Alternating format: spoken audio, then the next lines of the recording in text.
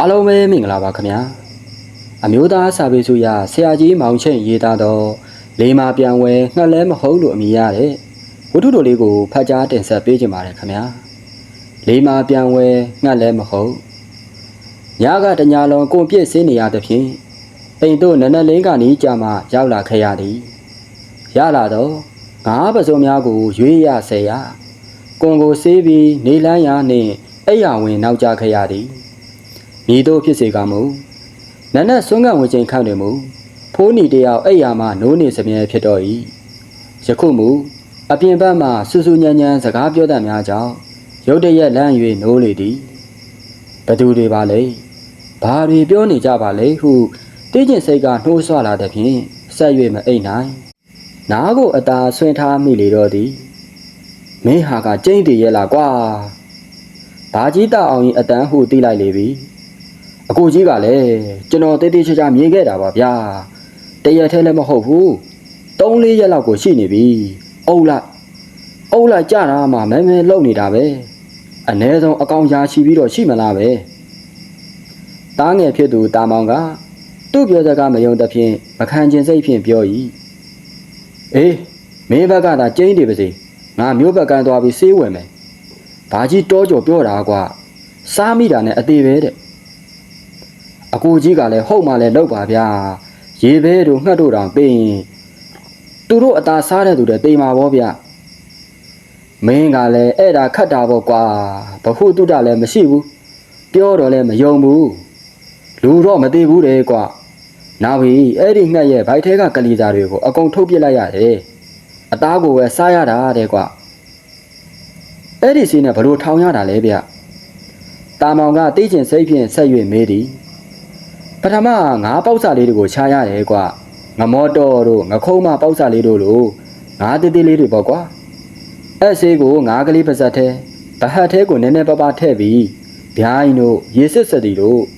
ခရုစုပ်တို့ကြားတတ်တဲ့နေရာမှာတွားထားရတယ်မှတ်တွေစားမိမျိုးမိတာနဲ့တေးတာပဲတဲ့ကွာမတကာထပြန်နိုင်ရင်တော့တလန်လောက်ပဲတဲ့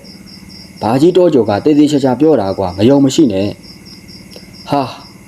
ကိုကြီးရဲ့ဆေးကလည်းကြောက်စရာကြီးဗျာကျွန်တော်တော့အဲ့ဒီဆေးနဲ့ထောင်နဲ့ငှက်တာမစားရဲဘူးဗျနောက်ပြီးကျွန်တော်ဆရာတွေကိုလည်းမကြွေးကြင်ပါဘူးဗျာတော်တော်ကြာတစ်ခုခုဖြစ်သွားရင်မလွယ်ဘူးငါလည်းသူများပြောလို့စမ်းကြည့်မယ်စိတ်ကူးတာပါကွာကိုတိုင်းမလုပ်ဘူးတော့ခက်ကြောက်ပဲကွာအဲ့ဒါဆိုရင်ကျွန်တော်တို့လေးခွားနဲ့ပဲပြစ်ကြတာပေါ့ဗျာဆရာကရေဘဲသားမစားဘူးလို့စားကျင်နေတာဗျကျွန်တော်ကလည်းအကိုကြီးတို့အဖတို့အာကိုနဲ့လာခဲ့တာပါကျင်းဒီစားရစီမယ်လို့အာမခံခဲ့တာမရရင်တော့ဒုက္ခပါပဲတားအငယ်ကောင်ကပူပင်စွာပြောလေအေးလေးခွားနဲ့ပြင်ရင်မတက်ကရလာမှာတကောင်ပဲကွာဘယ်စားလောက်မလဲတကောင်လောက်ပြစ်တာနဲ့ကြမ်းတဲ့အကောင်တွေကထပြန်ပြေးရောပေါ့ကွာတားနှစ်ယောက်ဤစကားများကြောင့်ဖိုးနီအိပ်၍မရတော့နောက်ပြီးသူများပြောတာကြားဘူးနာပါဖြင့်မဟုတ်တရုပ်တွေရှောက်လို့ကုန်ပါဖြင့်ငှက်တွေမကလူပါဒုက္ခရောက်ကုန်ပေလိမ့်မည်စိုးရင်စိတ်ကြောင့်ဖိုးနီထား၍ထားရင်ဟေးကောင်တွေစုံးကဝင်သွားပြီလားအခန်းတွင်းမှလှမ်း၍မေးရင်ထွက်လာခဲ့လေတော့၏မဝင်သေးဘူးအဖေ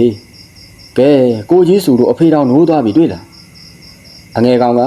သူ့အပြစ်ဖြစ်မည်ဆို၍ကာ၍ပြော၏အမေမင်းရဲ့ဆရာအတွက်ငါကအကြံကောင်းပေးတာပါနော်မင်းကမယုံပဲအတင်းကြီးနေလို့အဖေနိုးသွားတာကွာညီကိုနှစ်ယောက်ဆက်၍ညင်းနေစင်ပါပဲဖိုးနေသည်မျက်နှာတက်ပြီး၍အိမ်ပေါ်ပြန်တက်လာခဲ့ပြီရင်နိုးအိုးနာတွင်ဝင်၍ထိုင်ပြီးကရွတ်ခွေပေါ်မှာမဲတူလေးရရှိသောဓာန်အိုးရင်တွေကိုလက်ဖြင့်ကပ်၍ဆန်းသည်ခန့်ွေးရှိနေသေး၍အကျမ်းပကံထဲသို့ငှဲ့၍တောက်၏ပြီးလည်းရင်ဝါစိမ့်နီစေပေါ်လိတ်ကိုမီးညှိပြီးဖွာလိုက်သည်ပြီးတော့မှကဲမင်းတို့နှစ်ယောက်ဘာတွေညင်းနေကြတာလဲပြောစမ်းပါဦးဒီလိုပါဖေမနှက်ပြန်ကြောင်းပိတ်တယ်လေအဲ့ဒါတားတို့ကျောင်းကဆရာနှစ်ယောက်တားတို့အိမ်အလဲလာကြလိမ့်မယ်ရွာဘက်မရောက်ဘူးတာကလည်းတကြောင်ရေဘဲတွေကျွန်တော်တို့ရွာဘက်ကမ်းမှာပေါ်တယ်လို့ကျွန်တော်ကပြောမိထားတော့စားဘူးကျင်တယ်ဆိုလို့ရေဘဲရအောင်ဘယ်လိုလုပ်ရမလဲဆိုတာတိုင်ပင်နေကြတာပါအငယ်ကောင်ကစုံစုံလင်းလင်းရှင်း၍ပြ၏အေးအားလုံးအဖေကြားပြီးပါပြီကွာ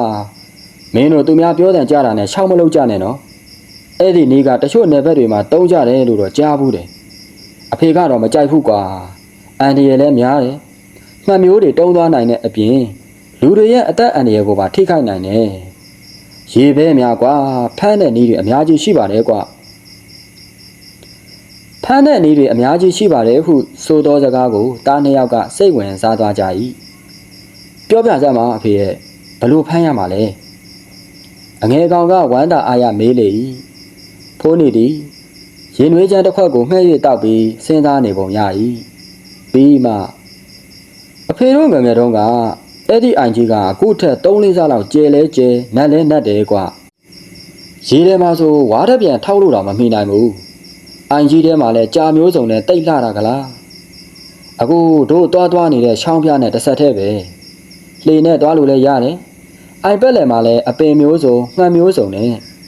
ငါတို့လေးကွာလက်တက်ဆန်းတဲ့နေရာပေါ့ကွာဒါဆိုအဖေနီးကလည်းလေးကွာနဲ့ပဲပြစ်တာမဟုတ်လားအဲ့ဒါများအစမ်းလို့အဖေဟာတားကြီးကတယောတန်ဖြင့်ပြော၏ခွေးမသားငါကအကောင်ပြောပြမလို့ဟာဖိုးနေစကားပင်မဆုံးလိုက်ဈေးကအပြန်အိမ်ပေါ်လှမ်းအတက်ခွေးမသားဆဲတန်ကြလိုက်ရတော့မက်ကျင်ငွေသည်ခဆောင်းတင်လာတော့ဒန်စလုံးကြီးကိုဂွမ်းကနေပြစ်ချလိုက်ရင်ဘာတော့ကဖိုးနီခွေးမသားဟုတ်လားကျုပ်တယောက်တည်းမွေးထားတာမဟုတ်ဘူးနော်တော်စဉ်းစားပါဟုဒေါသတကြီးရန်တွေ့လေ၏ဟာမင်းကလည်းကွာဒါလေးများစိတ်ဆိုးစရာမရှိကြံဖန်ပြီးစိတ်ဆိုးရတယ်လို့ကဲဈေးကအပြန်စားစရာဘာများပါတဲ့ကွာထုတ်ကွာ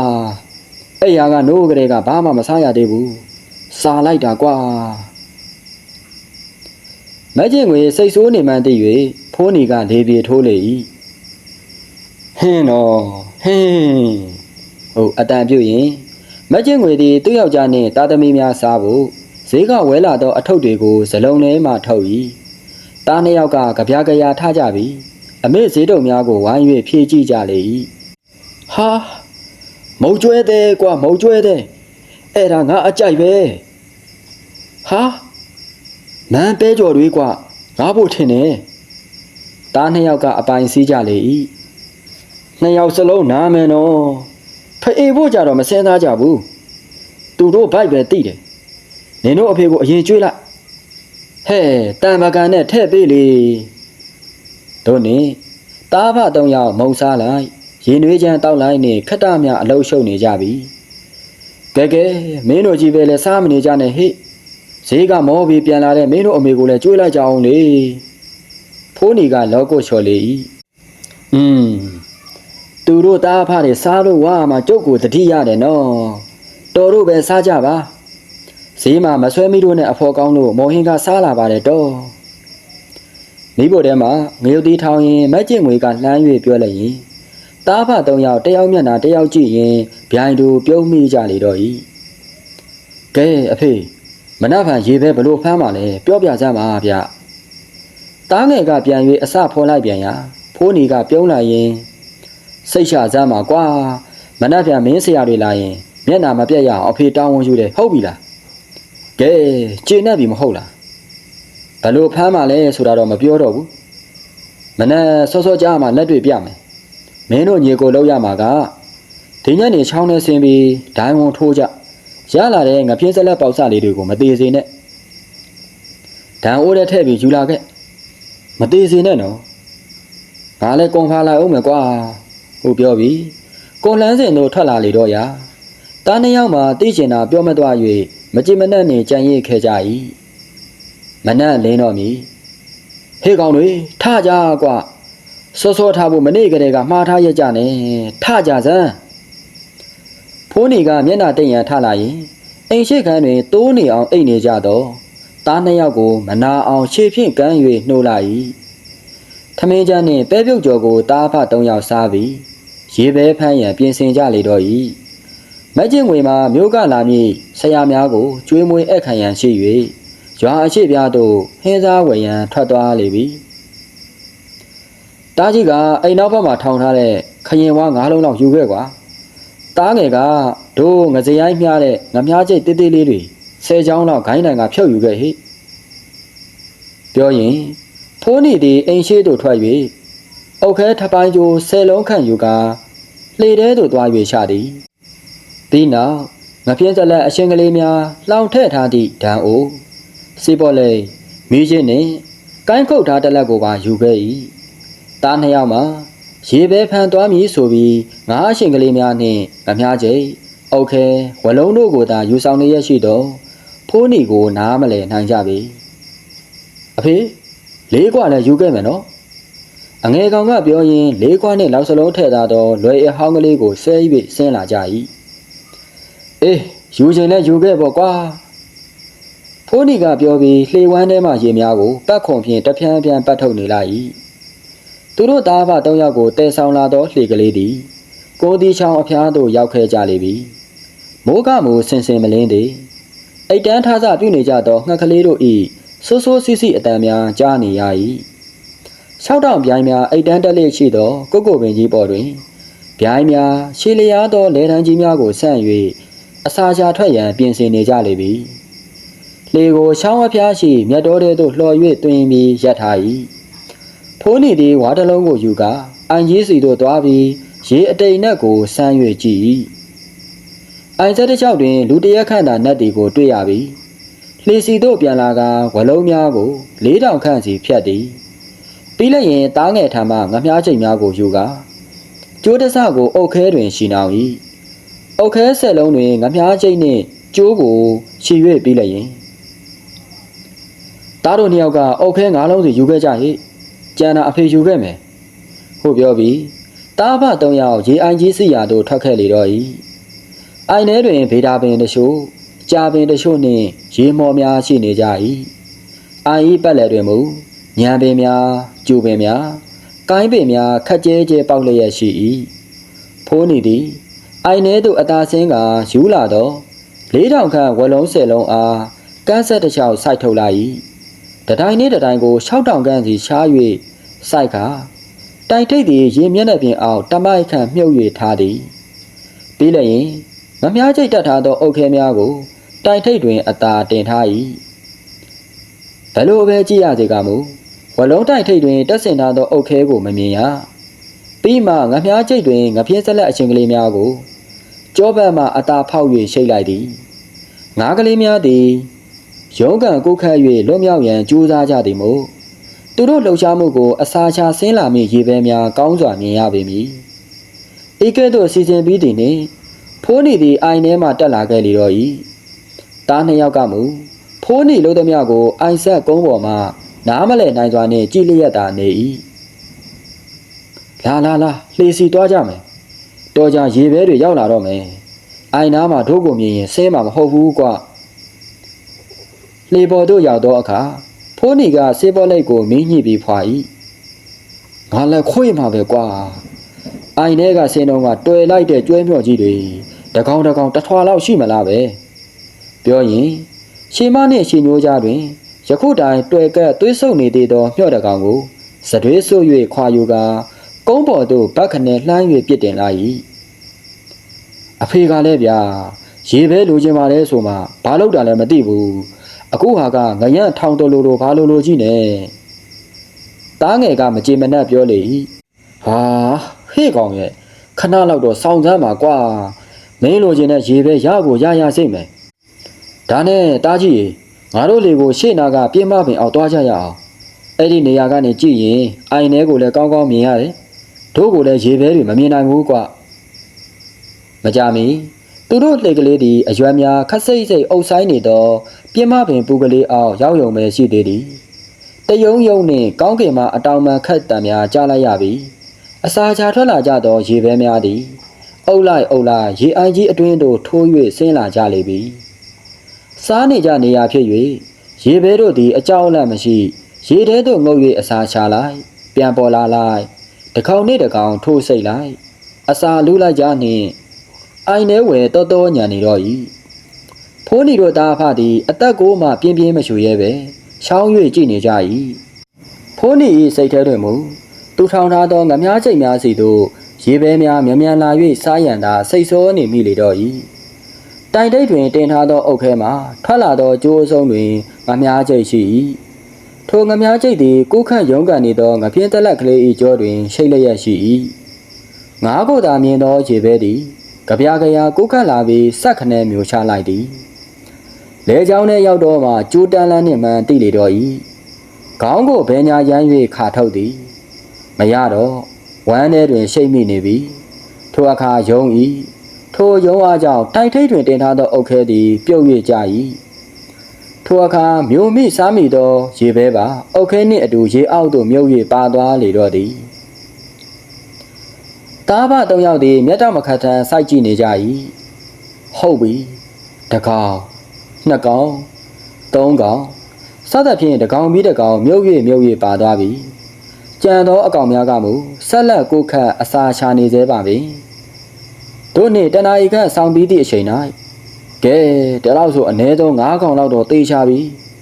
တားငယ်မင်း၄ခွအဆန်ကြည့်ကြရအောင်ပြစ်တော့ဟေ့စကားဆုံးသည်နှင့်ဖြောင်းကနေဝှီးကနေနေအောင်၄ခွနှင့်3-4ချက်ဆက်တိုက်ပြစ်လိုက်သောအခါအိုင်နေချီရေပဲများလန့်၍အုပ်လိုက်ပြန်ပြေးသွားကြလေပြီတကောင်းမှမထိရှိတကား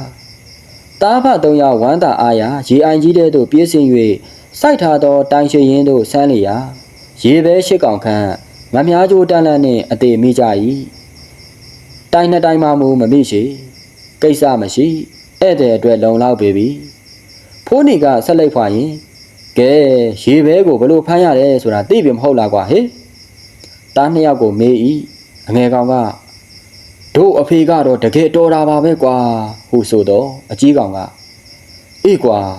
ရေပဲကိုငမြားချင်းနဲ့ရအောင်ဖမ်းတာဒီတစ်ခါပဲမြင်ဘူးသေးတယ်ဟေ့ဟုတ်အံ့ဩစွာပြောလိုက်၏ဖိုးနီကသဘောကျသွားတစ်ချက်ပြုံးလိုက်၏ပြီးမှအဖေကတိတ်တော်လို့တော့မဟုတ်ပါဘူးကွာအရာရာကိုအမှုမှအမှတ်မှတ်မနေပဲလေးလာမှတ်သားအတုယူထားတာပါကွာမင်းတို့ဖိုးအေးငါအဖေပြောဘူးတယ်ကွာလောကမှာဘယ်သူမဆိုဘယ်တရားဝါမဆိုအားနေကျဲဆိုတာရှိတယ်တဲ့အဲ့ဒါကိုသိအောင်ကြည့်တတ်မြင်တတ်ဖို့လိုတယ်တဲ့ကွာဥပမာတို့အခုဖမ်းတဲ့ရေပဲဆိုပါတော့ကွာ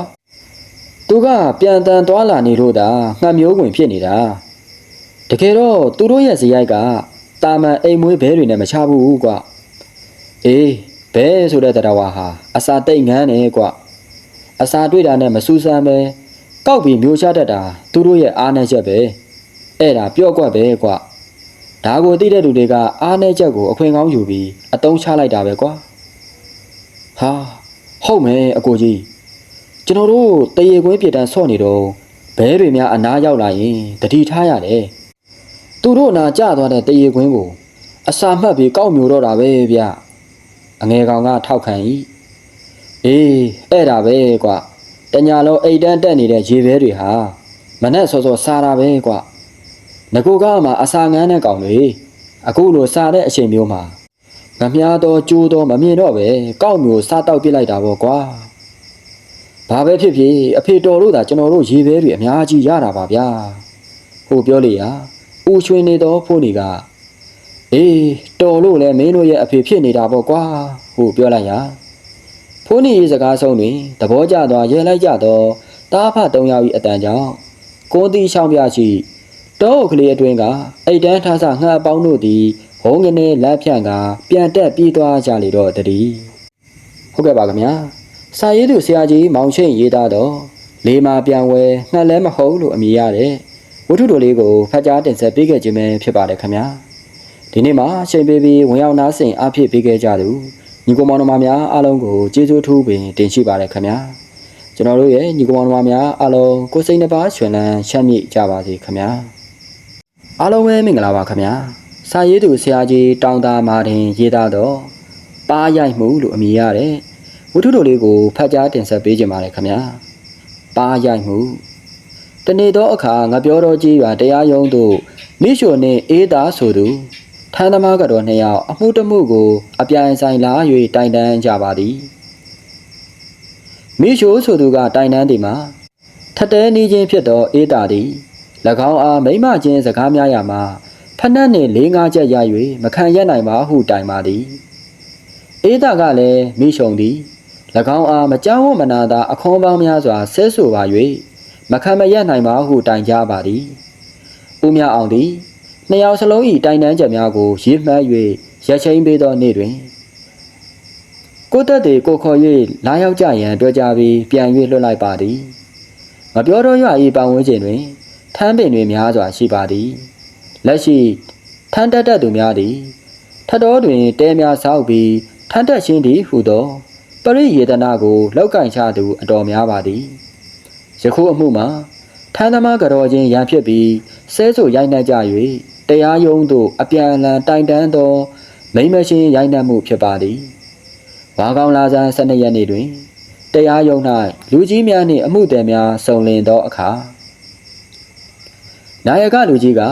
ယခုအမှုသည်အပြန်အလှန်တရားဆွဲဆိုထားသည့်အပြင်ထမ်းသမားဘဝတူခြင်းဖြစ်၍အလုံးအကျိုးမနာကျင်ကြခြင်းကြောင့်မေတ္တာမပြတ်ကြဘဲတိခံပြီးအမှုကိုရုပ်သိမ်းကြရန်တရားဟောပါသည်နှစ်ကြိမ်သုံးကြိမ်ဟောတော်လည်းမရပါတို့အတွက်အမှုကိုဆက်လက်စစ်ဆေးရပါသည်ကဲမိချောနင်တို့ဖြစ်ပုံကိုပြောပြစမ်းအခုဝါကောင်လာစမ်း9ရက်နေ့ညနေကကျုပ်တို့ထက်တဲကရွာထဲသွားပြီးဆံဝယ်ပြန်လာတယ်လမ်းတစ်ဝက်လောက်ရောက်လာတော့ထတ်တော်တဲ့ထန်းတက်နေတဲ့ကိုပုံကကျုပ်ကိုဆောင်းမြောင်းပြီးတရှင်းဆိုပါတယ်ကျုပ်ကငပုံငါ့ကိုဘာလို့ဆောင်းပြီးတရှင်းဆိုရတာတော့လို့မေးတော့မျိုးအိုးကောက်နေတဲ့ငရမယာအေးတာကနင့်ကိုဆောင်းဆိုတာမဟုတ်ဘူးတရှင်းစီးလို့ဆိုတာကြီးကရံမဆကျင်ပါနဲ့လို့ဝင်ပြောပြီးတယောက်တစ်ခွန်းစကားများကြပါတယ်ပြီးတော့အေးတာကကျုပ်အနာလာပြီးကျုပ်ပါကိုသူ့စီးလာတဲ့ဖက်လက်နဲ့4-5ချက်ရိုက်ပါတယ်ဒါပါပဲနင့်ကိုမောင်ပုံကဘလို့တရှင်းနဲ့စောင်းဆိုလို့လဲသူ့တရှင်းကိုတော့မမှတ်မိပါဘူးဆိုနေတုန်းကတော့ကျုပ်ကိုစောင်းဆိုနေမှန်းသိပါတယ်အဲ့ဒါခတ်တယ်တလုံးတလေမှတ်မိသလောက်ပြောကြမှာသူ့တရှင်းကဂလုံးလဲပါတယ်ငကားလဲပါတယ်ထိုအခါကိုမြအောင်ကမောင်ပုံကိုခေါ်ပြီးကြားဖြတ်၍မေးတော့အခါငကားရဲ့အချုံရွှေကလုံးသူ့ဆို့ပါတဲ့နို့ပင်ရည်ထူဟုဆိုကြောင်းပြောပြပါသည်ဒီတရှင်းကိုမောင်ပုံဆိုတာနဲ့နင်းနဲ့ဘာဆိုင်လို့လဲဆိုင်ပါတယ်ငကားရဲ့ချုံဆိုတာကငကားမယာမိရှုံတို့ကျုပ်ကိုဆောင်းဆိုတာပါရွှေကလုံးသူ့ဆို့ပါတဲ့ပင်တို့ရည်ထူဆိုတာကကျုပ်တို့ကိုသူဆို့တယ်လို့ဆိုလိုတာပါဒီကလေးကကျုပ်ဟာသူ့မယားပါလို့ဆိုရရောက်ပါတယ်ဤနေရာတွင်မပြောတော့ရွာ၏ဒေသန္တရကိုနည်းနည်းရှင်းပြရန်လိုပေလိမ့်မည်မပြောတော့ရွာတွင်မောင်ပုံ2ယောက်ရှိပါသည်ထမ်းသမားမောင်ပုံကိုအထက်သွားခေါ်သောကြောင့်ဂလုံမောင်ပုံဟုခေါ်၍တယောက်မောင်ပုံကိုယုံမောင်ပုံဟုခေါ်ပါသည်ယုံမောင်ပုံခေါ်ခြင်း၏အဓိပ္ပာယ်မှာယုံလိုက်ဝါဒနာပါပြီးတယောက်တည်းယုံတရားဝါကိုရောက်အောင်လိုက်နိုင်ခြင်းတည်းဟုသောတောဝါဒနာဂုံပုတ်ကြောင့်၎င်းတို့2ယောက်ကိုခွဲခြားခေါ်ဆိုခြင်းဖြစ်လေသည်ထို့အတူယခုစစ်နေသောအမှု၏တရားလိုတော့မဟုတ်တရားခံမိရှုံယောက်ျားနာမည်မှာစံခင်ဖြစ်သည်ကိုစံခင်ကလည်းငါပြောတော့ရွာတွင်2ယောက်ရှိပါသည်မိရှုံယောက်ျားစံခင်ကိုနရွက်ကားသောကြောင့်နဂါစံခင်ဟုခေါ်ကြ၍တယောက်စံခင်ကိုတရားစံခင်ဟုခေါ်ပါသည်တရားစံခင်ခေါ်ကြခြင်းမှာငါပြောတော့ရွာတွင်တည်င်းကျွတ်လတော့မဟုတ်တစောင်းမုံလကြောင်းကထိန်ပွဲများတွင်၆ကြီး၆ချက်အရက်ပွဲများကပြရာတရားလောက်ရမည်နေရာနတ်လောက်ရမည်နေရာတွင်၎င်းစံခင်ဒေတာလောက်ရသောကြောင့်စံခင်ချင်းကွဲပြားစေရန်တရားစံခင်ဟုခေါ်ကြခြင်းဖြစ်ပါသည်ဒီတချင်းဟာနင်းကိုစောင်းဆိုတယ်ပဲထားပါတော့ဒီလိုဆိုတော့နင်းကဆဲရောလားဘလို့ဆဲတယ်လဲကျုပ်ကိုစောင်းဆိုမှန်းသိတော့ငပုံကိုသူ့အမေသူ့နှမနဲ့ပေးစားပြီးဆဲပါတယ်ဒီလိုဆဲနေတော့သူ့မိန်းမအေးတာကလာပြီးဖနက်နဲ့ကျုပ်ပါကို4-5ချက်ရိုက်ပါတယ်ဘာဖနက်လဲခုံဖနက်လားမဟုတ်ပါဘူးကားဖနက်ပါကားတရအဟောင်းများကိုလှုပ်ထားသောဖနက်ဖြစ်သည်နင်းကပြန်ရိုက်သေးလားမရိုက်ပါဘူးဆဲယုံတာဆဲတာပါပြီးတော့ဘာဖြစ်သေးလဲဒီလိုရိုက်ပြီးတော့သူ့ယောက်ျားငပုံကအေးတာကိုဆွဲခေါ်သွားပါလေကျုံလေကျုပ်တို့တည်းပြန်လာပါတယ်ဒီပြင်ဘာများပြောလို့သေးတယ်လဲဒီငပုံတို့နဲ့ကျုပ်တို့နဲ့မတည့်ပါဘူးလွန်ခဲ့တဲ့9ရက်လောက်ကသူချထားတဲ့ပတ်အိုးကိုစံခင်ချထားတာမှတ်လို့တွားရွက်တော့ကျုပ်ကိုဆဲလွတ်ပါတယ်အဲ့ဒီတုန်းကလည်းတင်းချင်းခံခဲ့ပါတယ်မှတ်ချက်ပတ်အိုးဆိုတော့ထန်းသမားဝါဒမှာထ ထညက်ဖို့မိတဲ့ရန်ထမ်းမဲ့ပေါ်မှာချထားသောထမ်းလက်အရင်ပိုင်းအလျှောက်ဖြစ်ပါသည်ပြီးတော့လွန်ခဲ့တဲ့တစ်နှစ်လောက်ကဝါဆိုပန်းကပ်ပွဲမှာကျုပ်ယောက်ျားကိုဆန်ခင်နဲ့ငပုံရံဖြစ်ကြလို့ကိုဆန်ခင်သူ့ကိုရိုက်ပါတယ်ခေါင်းခွဲသွားလို့နာကျင်မှုအတွက်15ချက်ပေးရတယ်ဒါကြောင့်ကျုပ်တို့ကိုညှိုးပြီးတရှင်းဆောင်းဆိုတာပါဂလုံနဲ့နဂါးပဲဂလုံကနိုင်ရမှာဘယ်နဲ့ကြောင့်နဂါးကနိုင်နေတယ်လဲအဲ့ဒါကတော့အစ်စ်ကလုံးနဂါးမှမဟုတ်ပဲတော့၎င်းတော့တရလိုပြတတ်တယ်မရှိတဲ့ဖြင့်အေးတာကိုစစ်ဆေးပါသည်အစ်စ်ခန်းချက်မှာအောက်ပါအတိုင်းဖြစ်သည်အခင်းဖြစ်ပွားတဲ့နေ့ကမိချုံကကျုပ်ယောက်ျားကိုသူ့ဆောင်ပြီးတရှင်းဆိုရမလားနဲ့မအေးနှမနဲ့ပေးစားပြီးဆဲပါတယ်ဒါနဲ့ကျုပ်ကညှိဆောင်ဆိုတာမဟုတ်ဘူးသူ့ဟာသူရတာသူဆိုတာလို့ပြောတော့ကျုပ်ကိုတခါမောင်နဲ့အဖေနဲ့ပေးစားပြီးဆဲပါတယ်အဲ့ဒါနဲ့စိတ်တူတူရှိလို့ရှေ့ထောက်ဖက်နဲ့3ချက်သူ့ပါးကိုရိုက်မိပါတယ်နင်ကမိချုံကိုဆဲသေးသလားမဆဲပါဘူးဒီလိုဖြစ်နေတော့မိချုံယောက်ျားနဂါးဆန်ခင်လာသေးသလားမလာပါဘူးသူတို့တဲကကျုပ်တို့တဲရဲ့အနောက်ဘက်မှာတော်တော်ဝေးပါတယ်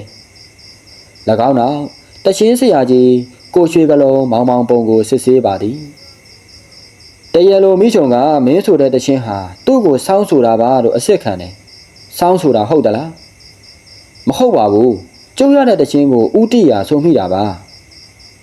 ဒီတရှင်းရဲ့အဓိပ္ပာယ်ကိုရောသိသလားမသိပါဘူးရနေလို့ဆိုမိတာပါနဂါးရဲ့ရှုံရွှေကလုံးသူ့ဆိုပါတယ်ပင်တို့ရေထူးဆိုသည့်အပိုက်တင်မဲ့ရသလားရှစ်ဆက်ပြီးမဆိုဘူးလားမရပါဘူးဒါပဲရလို့အဲ့ဒါပဲဆိုပါတယ်ဒီလိုတရှင်းဆိုတော့မိချုံကဘာလုပ်တယ်လဲမိချုံကသူ့ကိုစောင်းပါတယ်ဆိုပြီးမအေးနှမနဲ့ပေးစားပြီးဆဲပါတယ်မင်းကပြန်ဆဲသေးသလားငါနင့်စောင်းတာမဟုတ်ဘူးငါဘာသာငါရလို့ဆိုတာလို့ပြောပါတယ်ပြန်တော့မဆဲပါဘူးပြီးတော့ဘာဖြစ်သေးတယ်လဲဒီလိုပြောနေတော့အေးတာကညှိစောင်းဆိုတာမဟုတ်ဘူးသူရတာသူဆိုတာလို့ဝင်ပြောတော့အေးတာကိုတစ်ခါထပ်ဆဲပါတယ်ဒါနဲ့အေးတာကဖက်နှက်နဲ့ရှုပ်ပြီးရိုက်တော့တာပါပဲနောက်ဘာဖြစ်သေးတယ်လဲဒီလိုရိုက်နေတော့ကြာရင်လက်လုံကုန်လိမ့်မယ်ဆိုပြီးအေးတာကိုကျုပ်ကဆွဲခေါ်လာပါတယ်အဲ့ဒါပါပဲ၎င်းတော့မိချုံအားဂလုံငပုံကိုဘာများမေးလို့သေးတယ်လဲဟုကိုမြအောင်ကပြောရာဒီတရှင်းဟာကျုပ်ကိုစောင်းမဆိုဘူးဆိုရင်ဘလို့တရှင်းတုံးဆိုတာသိချင်ပါတယ်ကဲမောင်ရွှေပုံဘလို့တရှင်းလဲလို့သိချင်ပါတယ်တဲ့မင်းထင်တာပြောလိုက်စမ်းကွာကျုပ်ထင်တာကတော့ထောင်ပေးလို့စုပ်ရားပေးလို့ရှုပ်ရှစ်တုအယိုးစတိုးလှုပ်တဲ့မောင်ပေါင်ချိုင်းဇက်ထုတ်တဲ့ကတရှင်းလို့ထင်တာပဲဟုတ်ပြီကွာမင်းထင်တာကြိတ်လိုက်စမ်းကဲကိုမြအောင်ဒီနဂါးတွေဂလုံးတွေအကြောင်းကိုကျုပ်တို့လည်းဝေဖန်တတ်အောင်နည်းနည်းရှင်းပြကြပါဦးနာယကကြီးကမေးလိုက်သည်အခုမောင်ပုံဆိုတဲ့တရှင်းကရှေ့အပိုင်းမှာတရှင်းအပြည့်စုံကနဂါးရဲ့ချုံရွှေကလုံးသူ့ဆို့ပါတဲ့ပင်တို့ရေထူတောက်လိုက်ရင်ရှူမျိုးလိုက်ရင်ပင်ပေါ်အောက်မှာဂျိုးမောက်အောင်မူဒါမှပြည့်စုံပါတယ်အရှိုးနှချိုးရှိခြင်းကြောင့်ဒွေးဂျိုးလို့ခေါ်ပါတယ်သူ့အထိပ္ပယ်ကနဂါးရဲ့ချုံဆိုခြင်းကြောင့်နဂါးတီဟူသောစနေနံထန်းတို့ကအပေါ်ကခြုံနေပါတယ်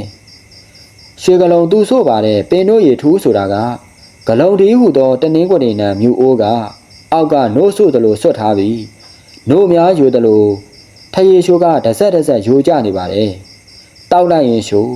မျိုးလိုက်ရင်ပင်ပေါ်အောက်မှာဂျိုးမောက်အောင်မူဆိုတာကတော့ဒီနေရာမှာထရေခါကြောင့်နည်းနည်းရှင်းပြရပါလိမ့်မယ်ထရေခါကပင်ကြရည်နဲ့အောက်တဲ့ရေလို2မျိုးရှိပါတယ်အယိုတန်နဲ့ထနို့ထရေရှိုးများယူတဲ့ထန်းစပေါ့ဗျာအဲ့ဒီထနို့ကိုမြူအိုးတဲ့အလင်းခံပြီးမနက်7 နာရီလောက်ကဆွဲထားရပါတယ်ထနို့ကတစ်ဆက်ရိုးပြီးအလင်းခံထားတဲ့အိုးတဲ့ကြတော့ထန်းရည်ခါဖြစ်နေပါတယ်အဲ့ဒါညနေ4 နာရီလောက်ထိုင်းမပေါ်ကတက်ယူပြီးအလင်းမပေါအောင်စစ်တောက်ရပါတယ်အဲ့ဒီပင်ကြရည်ခေါ်တဲ့ထန်းရည်ကမခါဘူးခက်ချိုချိုဖြစ်နေတယ်မူးတာကတော့ခွက်တူတောက်ရင်အောက်တဲ့ရည်ထက်ပိုမူးတယ်အောက်တဲ့ရည်ဆိုတာကတော့အောက်မှာပဲအလင်းခံပြီးထန်းရည်ရှိုးကိုထည့်ထားတာပါအဲ့ဒါလည်းမနက်10 နာရီလောက်ထည့်ရင်ညနေ4 နာရီလောက်တောက်နိုင်တာပဲအဲ့ဒီအောက်တဲ့ရည်မျိုးကမရှိဘူးခါတက်ပဲခွက်တူတောက်ရင်ပင်ကြရည်လောက်မမူးဘူး ထိုအခါနာယကကြီးကကိုမြောက်အောင်ကအခုပြောနေတာတွေဟာလက်တွေ့ထင်ပါတယ်ဟုတ်ပါတယ်မကင်းပါဘူးဘဟုတုတရအောင်စမ်းမှုပါတယ်ထရေခါဟာဗီတာမင်ဓာတ်ပါလို့တင့်တော်ယုံတောက်ရင်လူနဲ့တဲ့တယ်လို့ဆေးစာအုပ်တုပ်ထဲမှာတွေ့ဘူးပါတယ်နည်းနည်းကြမ်းနေလို့ဆက်ရှင်းလိုက်ပြရစီအခုနကဗျာနောက်အပိုက်မှာတောက်လိုက်ရင်ရှူမျိုးလိုက်ရင်ပင်ပေါ်အောက်မှာဂျုံမောက်အောင်မှုဆိုတာကတော့ပင်ကြရည်ကိုဆိုလိုတာပါသူ့ကိုတောက်ရင်ထမ်းပင်ပေါ်မှာရောထမ်းပင်အောက်မှာရောဂျုံပြန့်အောင်မှုတယ်လို့ဆိုလိုတာပါဒီကဗျာကိုရှေ့ပညာရှင်ကြီးများကထနို့တို့မြူအိုးတို့ကိုဓာတ်ရိုက်မဆိုပဲတတိသူပစာအားဖြင့်ဂလုံးငကားတို့တင်စားပြီးဆက်ထားတာပါဒီကဗျာနဲ့ခက်ဆင်ဆင်ကဗျာတစ်ပုဒ်လည်းရှိပါသေးတယ်အဲ့ဒီကဗျာကငကားရဲ့သွန်ရတာမွန်ဂလုံးဆို့ပါတဲ့ပင်တို့ရေထူတောက်လိုက်ရင်ရှိုးမျိုးလိုက်ရင်စိန်ပင်ပေါက်တယ်ဂျွန်းဆောက်လို့မူတဲ့ဒီကဗျာကတော့ဒီအမှုနဲ့မဆိုင်လို့ရှင်းဖို့မလိုတော့ပါဘူးဟိုကဗျာအတွက်ပြောချင်တာကဂလုံးငပုံးတို့ဂလုံးကတော်အေးသားတို့နဂါးဆန်ခင်းတို့နဂါးကတော်မိရှုံတို့နဲ့ပေါက်ပေါက်ချာချာတွားပြီးတိုက်ဆိုင်နေတာလဲအံ့ဩစရာပဲလူကြီးများကသာစဉ်းစားဝေဖန်ပြီးအမိန့်ချပါတော့နောက်ရုံးတစ်ပတ်တွင်တရက်လိုတရက်ခန့်တရက်လိုအပြန်အလှန်ဖြစ်ကြတော့မိရှုံနှင့်အေးသားတို့အားဒဏ်ငွေ9ကျပ်စီတက်ရိုက်လိုက်ရနေတော့တည်းရှုမဝမဂဇင်းစက်တင်ဘာလ1968ခုနှစ်ဟုတ်ကဲ့ပါခင်ဗျာအမျိုးသားစာပေစုရှင်ဆရာကြီးမောင်ချင်းရေးသားတော့လေးမာပြန်ဝဲငှက်လဲမဟုတ်လို့အမည်ရတဲ့ဝတ္ထုတို့လေးနဲ့စာရေးသူဆရာကြီးတောင်သာမာတင်ရေးသားတော့ပါရိုက်မှုလို့အမည်ရတဲ့ဝတ္ထုတို့လေးနှစ်ပုဒ်ကိုဖတ်ကြားတင်ဆက်ပေးခဲ့ခြင်းပဲဖြစ်ပါတယ်ခင်ဗျာဒီနေ့မှာရှင်ပေးပြီးဝင်ရောက်နားဆင်အားဖြည့်ပေးခဲ့ကြသူညီကောင်မောင်နှမများအားလုံးကိုကျေးဇူးအထူးပင်တင်ရှိပါတယ်ခင်ဗျာကျွန်တော်တို့ရဲ့ညီကောင်မောင်နှမများအားလုံးကိုယ်စိတ်နှပါရှင်လန်းချမ်းမြေ့ကြပါစေခင်ဗျာ